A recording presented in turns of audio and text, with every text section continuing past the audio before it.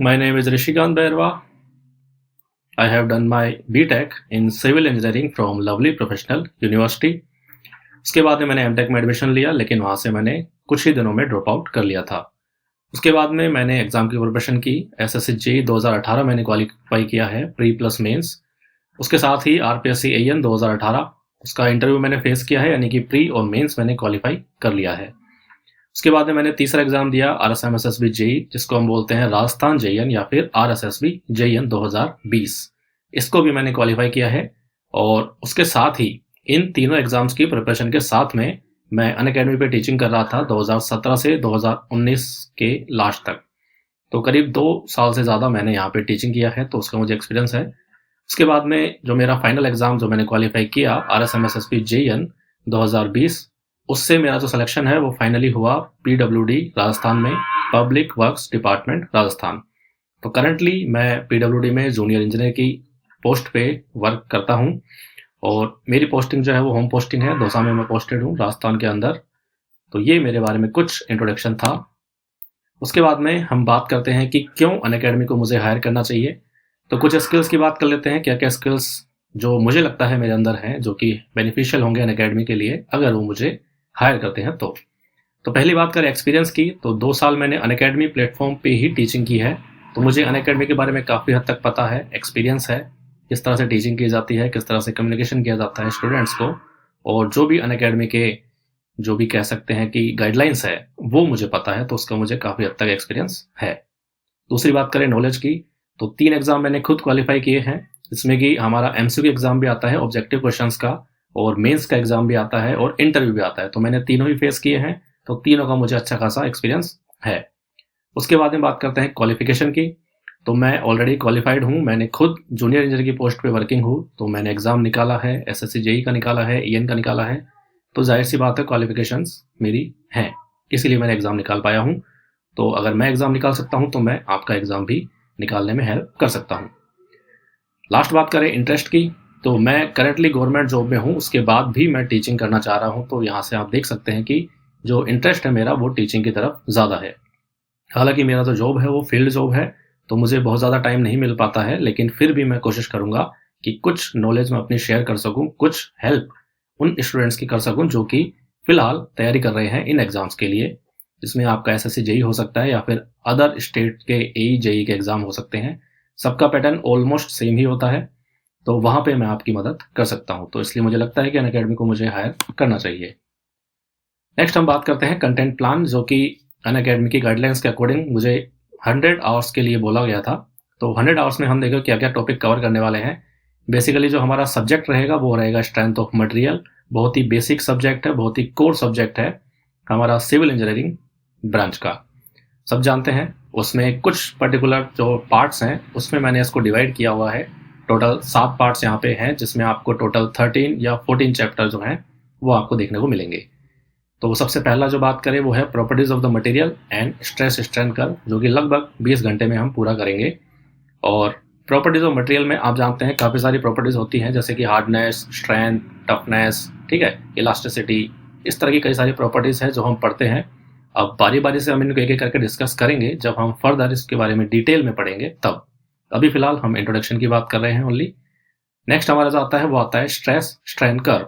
तो stress strain curve में आप सभी जानते हैं कि किसी भी बॉडी पे, किसी भी स्ट्रक्चर पे अगर आप लोड लगाते हैं तो उसमें कुछ स्ट्रेसेस जनरेट होते हैं। तो उसको जब हम ड्रॉ करते हैं स्ट्रेन के रेशो में, तो हमारे पास में एक कर्व प्लॉट होता है, ठीक है। इसके बारे में हम डिटेल में पढ़ते हैं और वहाँ पे अलग अलग पॉइंट्स भी आते हैं, इलास्टिक पॉइंट, प्लास्टिक पॉइंट। तो उसके बारे में हम डिटेल में पढ़ेंगे, एक एक पॉइंट के बारे में पढ़ेंगे और विद डायग्राम हम उसको देखने की कोशिश करेंगे। फिर इसके ऊपर कुछ न्यूमेरिकल्स भी हैं जो भी हम देखेंगे। तो ये सारा हम कवर करेंगे लगभग 20 आवर्स में। उसके बाद में बात करते हैं shear force diagram, bending moment diagram. That is very important topic of strength of material. इसमें से जाहिर सी बात है क्वेश्चंस आते हैं और सब्जेक्टिव ऑब्जेक्टिव दोनों तरह के क्वेश्चंस आपसे पूछे जाते हैं। इंटरव्यू में भी ये चीज़ इंपॉर्टेंट है और काफ़ी हद तक इंटरव्यू में आपसे SFD BMD बनवा लिया जाता है, ठीक है, ऑन पेपर। तो ये बहुत इंपॉर्टेंट है। उसके बाद में बात करते हैं हमारी जो इक्वेशंस होती है, बेंडिंग इक्वेशन होती है, टॉर्जन इक्वेशन होती है, उनसे जो भी स्ट्रेसेस निकलते हैं, इस तरह से स्ट्रेसेस फाइंड आउट किए जाते हैं, वो इक्वेशंस क्या होती हैं और उसमें कौन कौन सी टर्म्स होती हैं, उनका क्या एप्लीकेशन है, मीनिंग है, ये सारी चीज़ें हम डिस्कस करेंगे। और इसी के साथ में एक स्ट्रेस और आती है जो कि शेयर स्ट्रेस कहलाती है, तो उसके भी हम पढ़ेंगे। जो अलग अलग थ्योरीज होती हैं वो हम डिस्कस करेंगे। नेक्स्ट हमारा जो टॉपिक आता है वो आता है थ्योरीज ऑफ फेलियर। तो यहाँ पे करीब 6 या 7 जो हमारे थ्योरीज हैं टोटल, वो हम यहाँ पे डिस्कस करेंगे। और 6 या 7 इसलिए बोल रहा हूँ मैं क्योंकि जो एक थ्योरी है वो एक्चुअली 2 अलग अलग लोगों ने दी थी, तो उसके 2 अलग अलग नाम है। एक्चुअल में कहती वो एक ही चीज़ है इसलिए। तो थ्योरीज ऑफ फेलियर को हम लगभग 10 घंटे में कवर करेंगे, और इसमें जो हमारी 6-7 थ्योरी जो भी हम पढ़ते हैं वो सारी हम बारी बारी से डिस्कस करेंगे, उनके फॉर्मूले और उनके डायग्राम। ये काफ़ी इंपॉर्टेंट है। और उसके बाद में हम बात करते हैं डिफ्लेक्शन और कॉलम की। तो डिफ्लेक्शन इन बीम्स जो कि बहुत इंपॉर्टेंट है, काफ़ी बार आपसे ड्रॉ करवा लिया जाता है इंटरव्यू में भी, और जो मेंस एग्जाम होते हैं, ऑब्जेक्टिव एग्जाम होते हैं, वहाँ पे इनकी डायरेक्ट वैल्यूज पूछी जाती है। एमसीक्यूज में अक्सर ये क्वेश्चंस आते हैं, एसएफडी, बीएमडी और डिफ्लेक्शन, इनकी डायरेक्ट वैल्यूज पूछी जाती है, वो आपको याद होनी चाहिए। तो वो भी हम डिस्कस करेंगे डिटेल में। थ्योरी ऑफ कॉलम से क्वेश्चन डेफिनेटली आता है हर एग्जाम में, और उसके कुछ पर्टिकुलर फॉर्मूलेज हैं कि क्या इफेक्टिव लेंथ होती है कॉलम की किस पर्टिकुलर कंडीशन के लिए, और उसके फिर क्या फॉर्मूले होते हैं, उनकी वैल्यूज हम देखते हैं और उसके थ्रू हम न्यूमेरिकल्स को सोल्व करते हैं। तो ये भी हम डिस्कस करेंगे। उसके बाद में बात करें प्रेशर वेसल, जो कि हमारा 2 तरह से होता है, एक होता है थिक सिलेंडर और एक होता है थिन सिलेंडर। तो दोनों में कुछ डिफरेंसेस हैं और कुछ उनके फॉर्मूलेज भी डिफरेंट है। तो उसको भी हम बारी बारी से देखेंगे कि उसमें किस किस तरह से स्ट्रेसेस लगते हैं, कौन कौन से लोड हम उस पर अप्लाई करते हैं। नेक्स्ट हमारा आता है स्प्रिंग। स्प्रिंग बहुत छोटा टॉपिक है, लेकिन जो गेट है या ऐसे जो ईएससी के क्वेश्चंस होते हैं वो काफ़ी अच्छे अच्छे क्वेश्चंस स्प्रिंग के ऊपर बन जाते हैं, जो कि काफ़ी कंसेप्चुअल क्वेश्चंस होते हैं। दिखने में वो टफ लगता है लेकिन ईजी होते हैं। तो छोटा सा टॉपिक है लेकिन इंपॉर्टेंट है काफ़ी एग्जाम्स के लिए। इसको भी हम डिस्कस करेंगे 10 घंटे में, दोनों टॉपिक्स को मिला के। और लास्ट जो हमारा पार्ट आता है वो आता है सेंट्रोइड, MOI यानी कि मोमेंट ऑफ इनर्शिया, और आता है शीयर सेंटर। तो ये 3 जो टॉपिक हमारे बनते हैं। सेंट्रोइड का मतलब ये है कि किसी भी पर्टिकुलर स्ट्रक्चर का जो एरिया है वो कहाँ पे हम सेंटर मान सकते हैं। इसी तरह से मोमेंट ऑफ इनर्शिया की हमारी जो इक्वेशन होती है उस पे बेस्ड न्यूमेरिकल, उसके कॉन्सेप्ट्स वो हम पढ़ेंगे। और लास्ट आता है शेयर सेंटर। तो शेयर सेंटर को भी हम डिस्कस करेंगे। इन तीनों टॉपिक को हम डिस्कस करेंगे लगभग 10 घंटे में। तो इस तरह से हमारा जो 100 आवर्स का पूरा प्लान है, 100 आवर्स इन 2 मंथ्स, इसको हम डिस्कस करेंगे। फिलहाल जो हम आगे बढ़ते हैं और शुरुआत करते हैं हमारे सब्जेक्ट की डेफिनेशन से, कि जो सब्जेक्ट हमने पढ़ा स्ट्रेंथ ऑफ मटेरियल। तो यहाँ पे 2 वर्ड आप देखते हैं, पहला है स्ट्रेंथ, दूसरा है मटेरियल। मटेरियल तो आप सभी जानते हैं कि कोई भी स्ट्रक्चर होगा वो किसी न किसी पर्टिकुलर मटेरियल से मिलकर बना होता है। हो सकता है वो मेटल हो या हो सकता है वो नॉन मेटल हो। और यहाँ पे जब मैं मटेरियल की बात करता हूँ तो मैं बात कर रहा हूँ ओनली मैकेनिकल, क्योंकि जो स्ट्रेंथ ऑफ मटेरियल सब्जेक्ट है उसमें हम only mechanical properties, mechanical forces, इनकी बात करते हैं।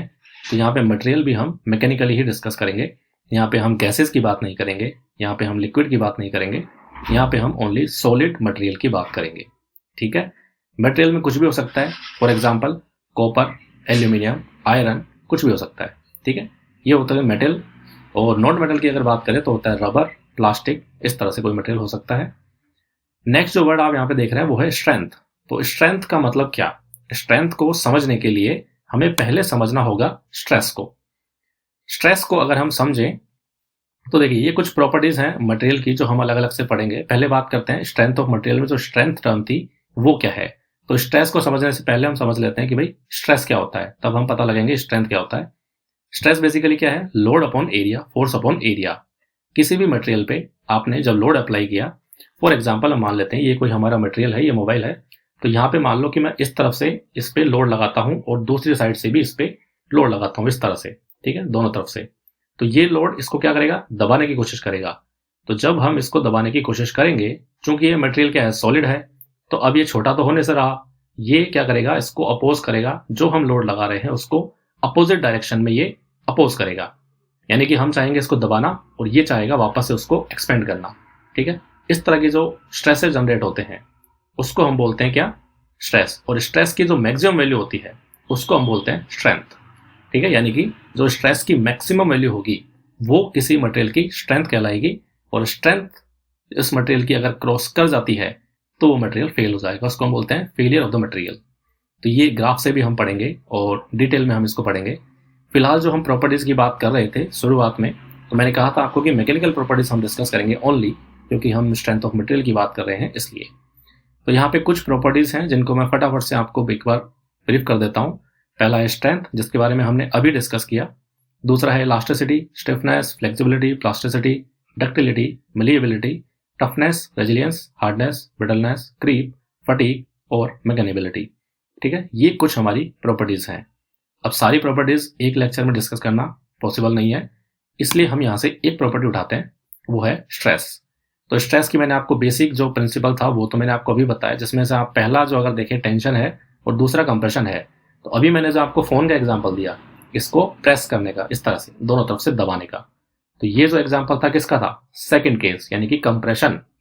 इसको अगर आप वर्टिकली देखें तो ये सेम वैसा ही बन जाएगा जैसा आप इमेज में देख रहे हैं कि यहाँ से लोड लग रहा है और नीचे से एक लोड लग रहा है, राइट। तो ये क्या करेगा? इसको दबाने की कोशिश करेगा। और स्ट्रेस जो होती है वो हमेशा अपोजिट डायरेक्शन में लगती है लोड के, यानी कि अगर आपने लोड लगाया कंप्रेसिव तो स्ट्रेसेस लगेंगे टेंसाइल, और अगर आपने लोड लगाया टेंसाइल तो स्ट्रेसेस जनरेट होंगे कंप्रेसिव, यानी कि अपोजिट होता है। ठीक है, ये 5 जो मेन केस हैं वो हो सकते हैं किसी भी मटेरियल में। इसको आप बेटर एग्जांपल, अगर आपके पास में पेन है तो आप पेन को पकड़िए और पेन पे ये सारे लोड्स अप्लाई करके देखिए, तो वहां से आप इसको समझ पाएंगे। मेरे पास में फिलहाल फोन है तो मैं फोन से करता हूँ। ये जैसे मेरा फोन है, मैंने इसको पकड़ा और मैंने इसको इस तरह से इसको दोनों तरफ से खींचा। ठीक है, बाहर की तरफ इसको खींचूंगा तो ये जो पहला इमेज है वो है टेंशन। इस पे क्या करूंगा? मैं टेंसाइल फोर्स लगाऊंगा, इस तरह से इसको खींचूंगा, यानी कि लंबा करने की कोशिश करूंगा, लेकिन ये लंबा होगा नहीं क्योंकि ये सॉलिड मटेरियल है। तो इस पे क्या जनरेट होंगे? स्ट्रेसेस जनरेट होंगे, वो भी कंप्रेसिव। ठीक है, रिवर्स डायरेक्शन में।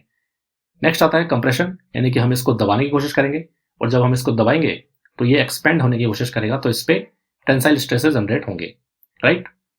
नेक्स्ट आता है आपका शियर। शियर में क्या होता है? देखिए, ये मान लीजिए आपका फोन है, इसकी एक बॉटम सरफेस है, एक इसकी टॉप सरफेस है। तो शियर में 2 अपोजिट फोर्सेस लगते हैं, यानी कि एक फोर्स ऊपर से इसको आगे बढ़ाने की कोशिश करेगा, दूसरा फोर्स नीचे से इसको पीछे की तरफ खींचने की कोशिश करेगा, यानी कि इस तरह से स्लाइड करते हुए जो लोड लगेंगे वो हम कहलाते हैं क्या? Shear stresses. तो ये तीसरा टाइप है जो किसी भी मटेरियल पे अप्लाई हो सकता है। चौथा है बेंडिंग। बेंडिंग का मतलब ये आपने पकड़ा और इसको इस तरह से मोड़ने की कोशिश की। ठीक है, इस तरह से इसको मोड़ने की कोशिश की, इस पे जो लोड है यहाँ पे आपने डाउनवर्ड फोर्स लगाया, नीचे अपवर्ड है और यहाँ पे अगेन डाउनवर्ड है, तो इस तरह से आप दोनों तरफ से इसको मोड़ने की कोशिश कर रहे हो, वो कहलाता है आपका बेंडिंग फोर्सेस। बेंडिंग की वजह से जो स्ट्रेसेस जनरेट होंगे वो होंगे बेंडिंग स्ट्रेसेस। नेक्स्ट आता है टॉर्जन, यानी कि आपने फोन पकड़ा, इसको घुमाया। देखिए, इसको मैं ऊपर वाले हाथ को तो क्लॉकवाइज घुमाता हूँ, नीचे वाले हाथ को एंटी क्लॉकवाइज घुमाता हूँ, यानी कि इस तरह से मैं इसको मोड़ने की कोशिश कर रहा हूँ। ठीक है, इस तरह से इसको मोड़ने की कोशिश कर रहा हूँ, ये इधर और ये इधर। तो ये जो है क्या होगा? रोटेट होने की कोशिश करेगा फोन, लेकिन चूंकि ये सॉलिड है तो ये रोटेट नहीं हो पाएगा। अगर ये रबर होता तो रोटेट हो जाता। तो उस केस में जो स्ट्रेसेस लगेंगे वो होंगे टॉर्जन स्ट्रेसेस। तो ये 5 जो मेन टाइप हैं, यही लोड पॉसिबल है स्ट्रेंथ ऑफ मटेरियल के अकॉर्डिंग, जो हम किसी भी मटेरियल पे लगा सकते हैं, किसी भी स्ट्रक्चर पे लगा सकते हैं। ठीक है, तो ये 5 मेन टाइप हैं। और फिलहाल हम बेसिक जो है सिंपल वाला उसको हम देखते हैं कि बेसिक जो है हमारा टेंसाइल स्ट्रेसेस, उसकी वजह से क्या हो सकता है। तो यहाँ पे आप फोटो देखिए, फोटो में आपको एक लोड लगता हुआ दिखेगा एफ। एफ क्या है? फोर्स है। फोर्स को हम लोड भी कह सकते हैं, जो कि आउटर डायरेक्शन में लग रहा है, बाहर की तरफ लग रहा है। तो मतलब ये टेंसाइल है, ये किसी बॉडी को खींचने की कोशिश कर रहा है बाहर की तरफ, यानी कि उसको लंबा करने की कोशिश कर रहा है।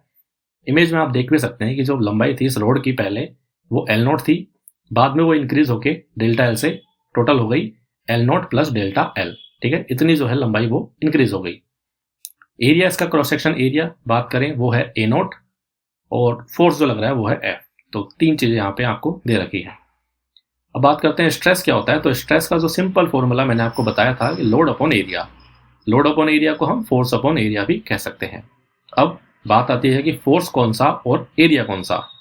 तो फोर्स वो जो हमने बॉडी पे अप्लाई किया है, यानी कि यहाँ पे अगर आप इमेज में देखेंगे तो आपको F जो फोर्स है वो अप्लाई करना है। तो यहाँ पे ऊपर आ जाएगा F और डिनोमिनेटर में आ जाएगा A, या फिर कह सकते हैं A0, क्योंकि जो एरिया है वो आता है क्रॉस सेक्शन एरिया।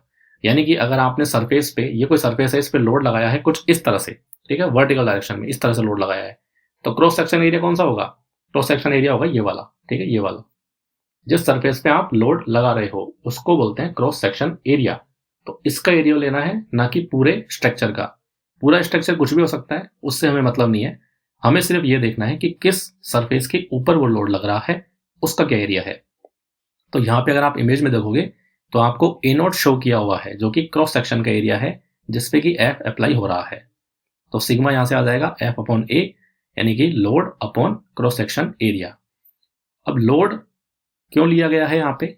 वो इसलिए लिया गया है क्योंकि जो लोड है वो इक्वल होता है रेजिस्टेंस के।